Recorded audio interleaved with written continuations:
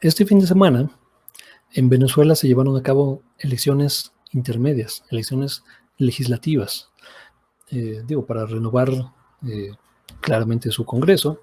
Y bueno, vamos sin más preámbulo a checar los resultados y después vamos a revisar la crítica que está haciendo la prensa internacional y vamos a checar un poco el contexto en el que se da toda esta cuestión. Este es el resultado con 82.35% de los votos escrutados. Ese es el primer anuncio que dieron ayer por la noche. Hoy por la mañana se irá actualizando hasta que no se computen el 100% de los votos. Pero bueno, ya vemos una tendencia súper clara. Para empezar, enfoquémonos en este número, 31% de la participación. La coalición, ¿no? Bueno, el partido en el poder, el partido de Evo Morales, gana abrumadoramente con más de 3.5 millones de votos, ¿no? Esto es el 67.7% del Congreso, ¿no? Y de confirmarse, evidentemente estos números fluctuarán con el 18%, ¿no? 17% fluctuarán, pero bueno, así quedaría en el fondo la cámara, ¿no? La cámara baja. Este es un poco más el detalle, tanto de los porcentajes. Mira, aquí ya es una actualización más reciente, tienen el 68, casi 69% de los votos, ¿no? Bueno, y aquí vemos la división en los siguientes partidos políticos. Ahora, si buscamos, ¿no? En Twitter, Elecciones Venezuela, las críticas es 31% de la participación, seguro hubo fraude electoral. Mientras tanto, Rumania, ¿no? Por ejemplo, tuvo también elecciones en 2020 con 31% de la participación y la narrativa fue completamente distinta, ¿no? Democracia, el pueblo saliendo como tal. Desde Alemania se le critica también, ¿no? A Venezuela. Janine Áñez, bueno, esta persona impresentable, ¿no? De ultraderecha, persona que abandonó y que en muchos sentidos cometió crímenes de lesa humanidad contra su propia población en Bolivia, dice: qué vergüenza la democracia de Venezuela, qué vergüenza que tú hayas llegado al poder, cabrón. Nadie votó por ti, absolutamente nadie votó por ti. Es más, el 80% ni te conocía cuando llegaste al poder. Llegaste por un golpe de Estado, que no se olvide eso. Dice: hay más venezolanos haciendo cola para la gasolina que en los centros de votación. Esta es la otra crítica. Entonces, por un lado, poca participación, y por otro lado, las filas cortas. No había gente en los centros de votación.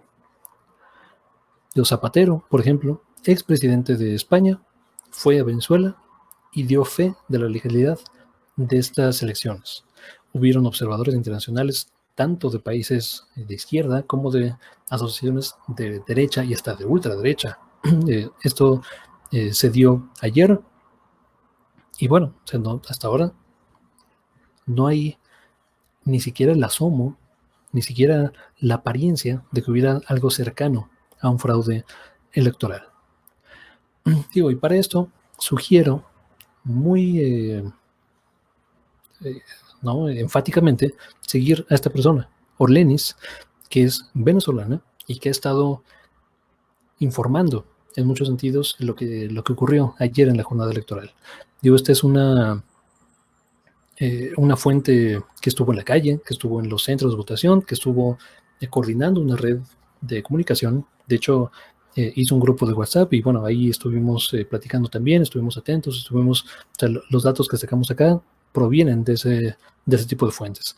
Por ejemplo, la narrativa, por ejemplo, del país: Maduro se hace del control parlamentario con una abstención del 70%.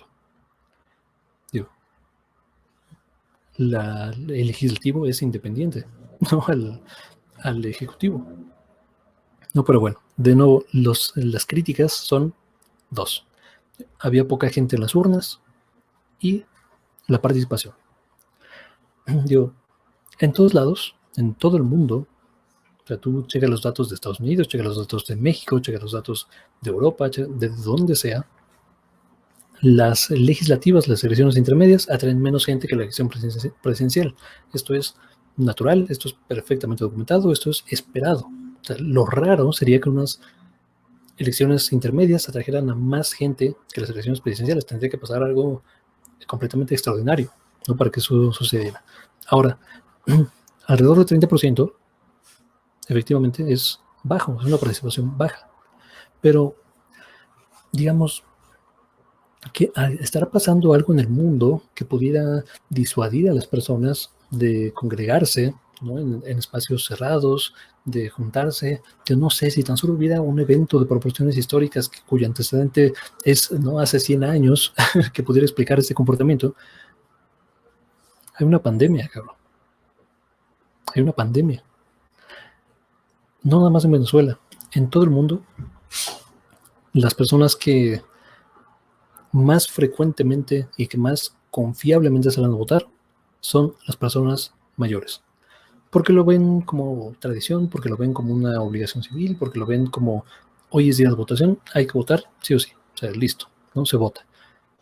Tradicionalmente a los jóvenes, digo, y jóvenes me estoy refiriendo a menos de 40 años, hay que convencerles para votar, ¿no? Tienen que votar por algo, por alguien.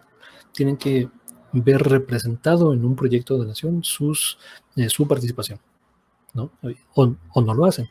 Entonces, estamos ante la generación más informada de la historia, no nada más en Venezuela, en todos lados, para votar, pues, y si no ven un proyecto de nación que les traiga, pues no van a votar, ¿no?, los jóvenes.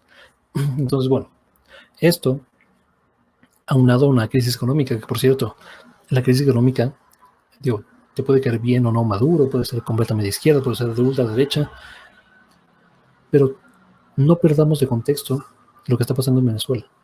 ¿No? Buena parte de la crisis económica se debe a un bloqueo como tal, a un asedio económico impulsado por la primera potencia del mundo. Cuando la primera potencia del mundo te dice nadie comercie con esta nación, cuidado, o sea, no es poca cosa. O sea, cuando metes sanciones en medio de una pandemia a medicinas, ¿no?, ayuda económica, a cualquier tipo de apoyo humanitario para la gente de Venezuela, eso es un crimen de guerra, eso es un asedio económico. Las propias Naciones Unidas han dicho, cabrón, o sea, en medio de una pandemia no puedes bloquear medicinas para que lleguen a cualquier país, cabrón. Estados Unidos ha dicho, vale madres, son enemigos y van para atrás de esos cargamentos. Estados Unidos quiso hacer un golpe de Estado hace no mucho, ¿no? Ha hecho un teatro internacional, un ridículo internacional, diría yo, con Juan Guaidó, que se autoproclama presidente. O sea, esto es como si, no sé, trasladándolo, no a México, digo, algún legislador del PAN,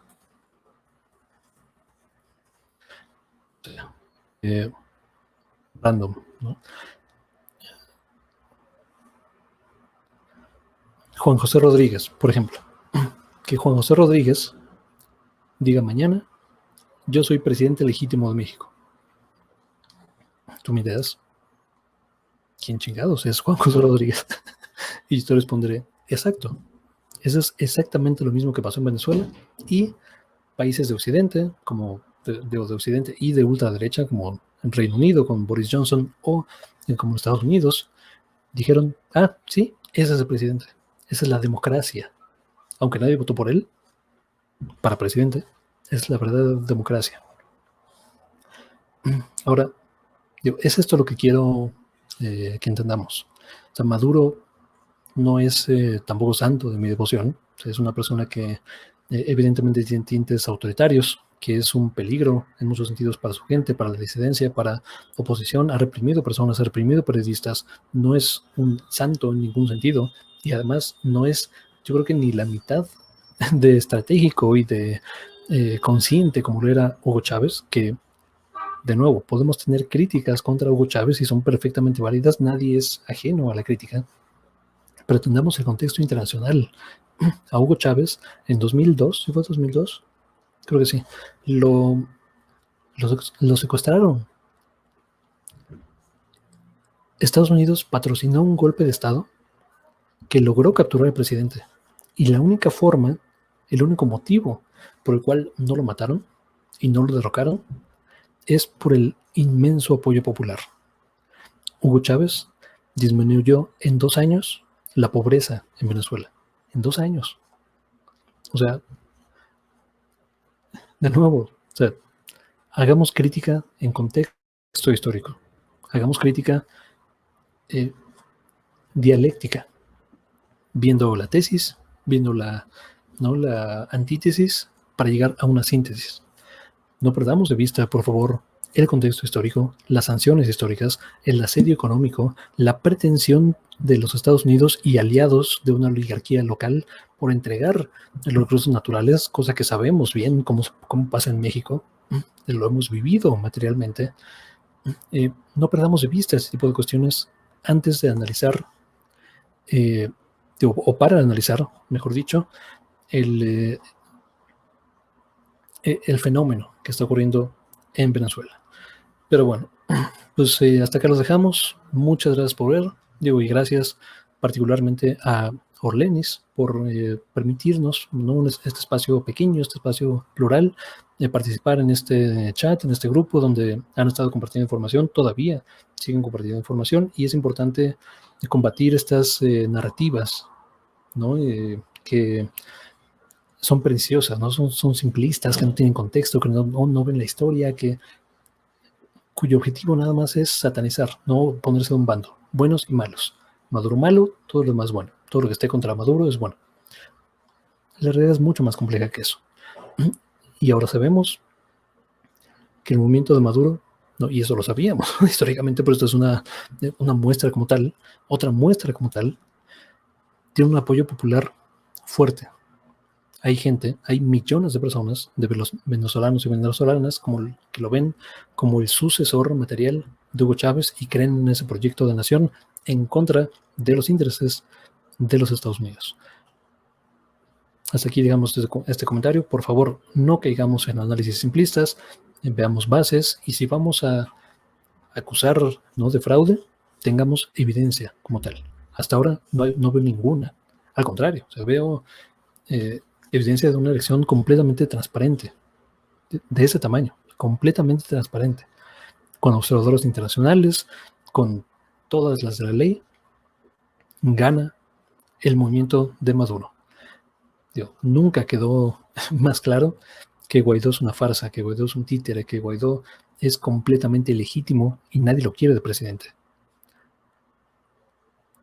Ayer la gente demostró esa parte. Pero bueno, muchas gracias por ver, por compartir, por suscribirse, y nos vemos hasta la próxima.